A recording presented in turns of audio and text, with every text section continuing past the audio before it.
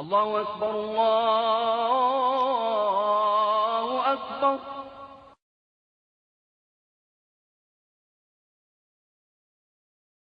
Venons-en au dossier de cette édition consacrée à la décision prise par 30 à 70 000 personnes en France de se convertir à l'islam. Ce sont essentiellement des femmes qui font ce choix.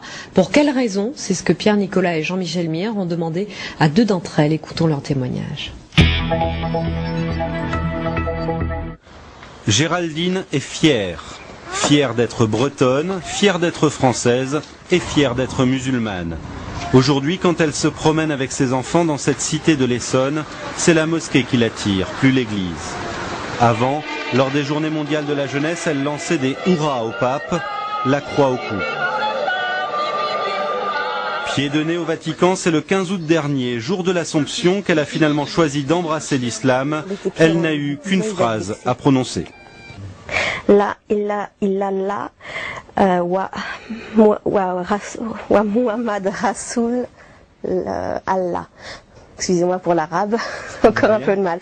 Il n'y a qu'un seul Dieu et Muhammad est son prophète. Son sens de l'orientation, elle en rigole, est aussi approximatif que son arabe, mais elle s'applique. Et là je suis évidemment inversée.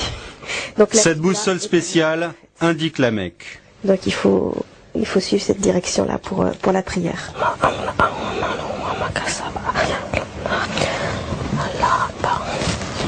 Depuis qu'elle porte le voile, sa fille trouve que maman ressemble à une africaine, mais Géraldine se sent mieux dans sa peau.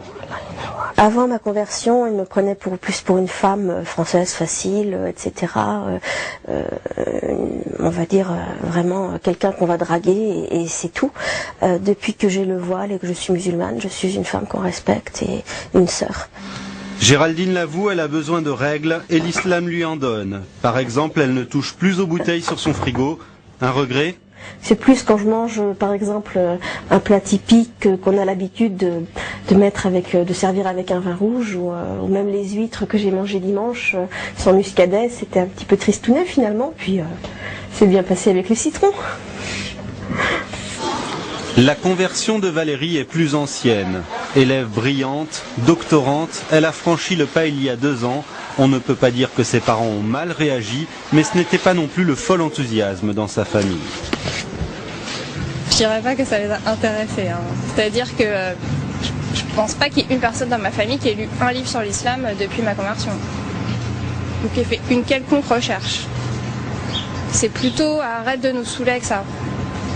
Avant même de devenir musulmane, Valérie était choquée par l'interdiction du voile à l'école, choquée aussi par un monde occidental trop matérialiste à son goût. Ce qui me choque le plus, c'est sur quoi on valorise les personnes en fait.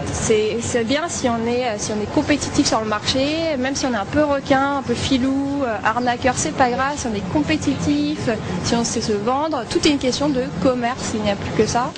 Quand l'occasion se présentera, Valérie épousera un musulman. Le Coran, de toute façon, ne lui laisse guère le choix. S'ils ont des enfants ensemble, elle les éduquera selon les valeurs de l'islam, libre à eux de choisir leur religion quand ils seront majeurs.